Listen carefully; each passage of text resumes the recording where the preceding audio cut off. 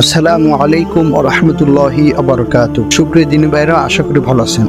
আজকে আমরা জানবো পোশাকের কতিপয় আদব। ইসলাম হলো স্বভাবজাত ধর্ম। ইসলামের সত্যির ঢাকার প্রতি এত গুরুত্বারোপ করা হয়েছে যে বিশেষ ওজর ছাড়া নামাজই শুদ্ধ হয় না। মানুষ পোশাক পরিধান করে তিন উদ্দেশ্যে: শরীরকে ঠান্ডা ও গরমের কষ্ট থেকে বাঁচানোর জন্য, মানব দেহের যে অঙ্গ অন্যকে দেখা নিষিদ্ধ তা ঢেকে রাখার জন্য, ব্যক্তির সৌন্দর্য বৃদ্ধির জন্য।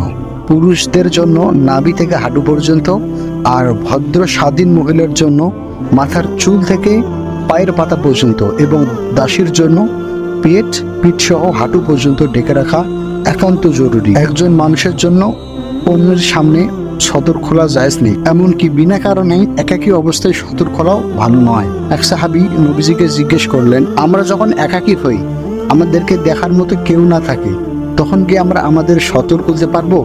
হুজুর সাল্লাল্লাহু আলাইহি ওয়াসাল্লাম বললেন, আল্লাহ তা দেখছেন, তার সাথে লজ্জা করার বেশি হকদার।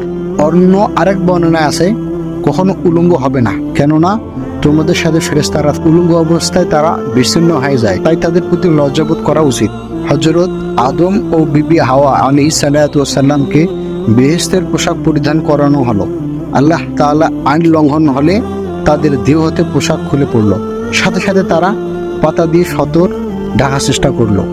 এই বিষয়ে কোরআনে কারিমে আছে, যখন তারা বৃক্ষের স্বাদ গ্রহণ করলো, তখন তাদের সতর খুলে পড়লো। তারা বেহেশতি গাছের পাতা দ্বারা দেহ আবৃত করতে লাগলো। এতে প্রতীয়মান হয় যে সতর ঢাকা মানবজাতির স্বভাবজাত অভ্যাস। যদিও দুনিয়ায় আগমনের পর শয়তান ও প্রবৃত্তির প্রভাবে এই স্বভাবজাত অভ্যাসের মধ্যে বিকৃতি ঘটে। আল্লাহ সুবহানাহু ওয়া তাআলা বলেন, হে বনি আদম, আমি তোমাদের জন্য পোশাক অবতীর্ণ করেছি যা তোমাদের লজ্জাস্থান আবৃত করে, আর অবতীর্ণ করেছি সাজসজ্জার বস্ত্র এবং পরহেজগারের পোশাক। এটি সর্বোত্তম। এটি আল্লাহর কুদরতের অন্যতম নিদর্শন, যাতে তোমরা চিন্তা ভাবনা করো। হযরত শাহ আব্দুল কাদের দেওলভী রাহমাতুল্লাহি আলাইহি এই আয়াতের ব্যাখ্যায় লিখেছেন, এমন পোশাকে পরিধান করা উচিত যাতে তাকওয়া প্রকাশ পায়।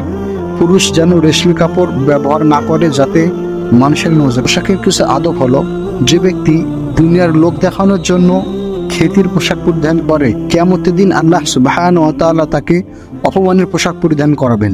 পোশাক মূলত তিন প্রকার হয়ে থাকে: এক, আরামের পোশাক, এটা জায়েজ; দুই, সৌন্দর্য বৃদ্ধির পোশাক, এটাও জায়েজ; তিন, লোক দেখানো পোশাক, এইটি জায়েজ নয়। প্রিয় নবীজি সাল্লাল্লাহু আলাইহি ওয়াসাল্লাম বলেছেন, আমার উম্মতের মধ্যে নারীদের জন্য বেশি রেশমি কাপড় ও স্বর্ণ ব্যবহার জায়েজ, কিন্তু পুরুষের জন্য তা অবশ্যই হারাম। রাসূলুল্লাহ সাল্লাল্লাহু আলাইহি ওয়াসাল্লাম আরো বলেছেন, পুরুষ মহিলার পোশাক, মহিলা পুরুষের পোশাক যেন পরিধান না করে, কেননা তাতে আল্লাহ তাআলার লানত অবতীর্ণ হয়। রাসূলুল্লাহ সাল্লাল্লাহু আলাইহি ওয়াসাল্লাম আরো বলেছেন, তোমরা খাও, পান করো, সাদকা করো, পরিধান করো, কিন্তু অপচয় ও অহংকারের সংমিশ্রণ করো না।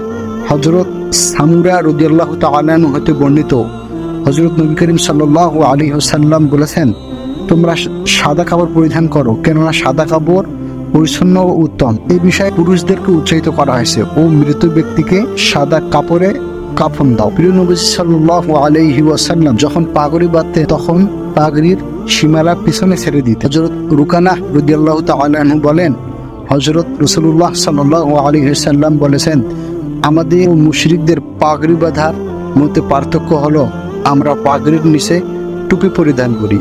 একদিন নবীজি সাল্লাল্লাহু আলাইহি ওয়াসাল্লাম এবং হযরত আব্দুর রহমান ইবনে আউফ রাদিয়াল্লাহু তাআলা কে পাগড়ি পরিয়ে দিলেন। তার এক মাথা সামনের দিকে ও দ্বিতীয় মাথা পিছনের দিকে ছেড়ে দিলেন। হযরত আসমা রাদিয়াল্লাহু তাআলা আনহা বলেন, রাসূলুল্লাহ সাল্লাল্লাহু আলাইহি ওয়াসাল্লাম এর জুব্বা হাতা ছিল কবজি পর্যন্ত। ইরশাদ হয়েছে, লুঙ্গি পায়জামার যে অংশ তা এখন নিচে ঝুলে, সেটা জাহান্নাম যাবে, এটা পুরুষদের জন্য। নবীজি সাল্লাল্লাহু আলাইহি ওয়াসাল্লাম বলেছেন, যে ব্যক্তি অহংকার বশত লুঙ্গি মাটিতে হেসড়িয়ে হাঁটবে, আল্লাহ তাআলা কিয়ামতের দিন তার দিকে রহমতের দৃষ্টিতে তাকাবেন না। এমন পোশাক পরিধান করা ঠিক না যার দিকে মানুষের অনিচ্ছায় নজর পড়ে, চাই সেটা রাজা বাদশাদের জাঁকজমকপূর্ণ কাপড় হোক কিংবা সুফি দরবেশদের ছেঁড়া তালি দেয়া পোশাক হোক, কেননা এর দ্বারা উদ্দেশ্য নিজেকে অন্যের নিকট স্বতন্ত্র করে তোলা। এটা বিপুর পূজা ছাড়া আর কি। তার জন্য এমন পাতলা পোশাক পরিধান করা উচিত নয় যাতে সতর দেখা যাবে। বিশেষ করে মহিলাদের সম্পর্কে রাসূলুল্লাহ সাল্লাল্লাহু আলাইহি ওয়াসাল্লাম বলেছেন, অনেক কাপড় পরিধানকারিণী মহিলা মূলত তার উলঙ্গ। এমন পোশাক পরিধান করা না যায় যাতে সতর ঢাকা হয় না। একদিন হযরত আয়েশা রাদিয়াল্লাহু তাআলা আনহা এর বড় বোন হযরত আসমা রাদিয়াল্লাহু তাআলা আনহা এই ধরনের কাপড় পরিধান করে নবী করিম সাল্লাল্লাহু আলাইহি ওয়াসাল্লামের দরবারে উপস্থিত হলে তিনি বললেন, নারী যখন প্রাপ্ত বয়সে উপনীত হয় তার জন্য এটা, অর্থাৎ চেহারা ও হাত ছাড়া অন্য কোনো অঙ্গ খোলা রাখা জায়েজ নেই। একান্ত লাল বস্ত্র পরিধান করা ভালো নয়। হ্যাঁ, লাল পাড় বিশিষ্ট ধারী কাপড় পরিধান করা জায়েজ। হযরত নবী করিম সাল্লাল্লাহু আলাইহি ওয়াসাল্লাম লাল পাড় বিশিষ্ট চাদর পরিধান করেছেন। সবুজ ও হলুদ বর্ণের চাদর তিনি ব্যবহার করেছেন। কালো ও সবুজ রঙের পাগড়িও পরিধান করেছেন।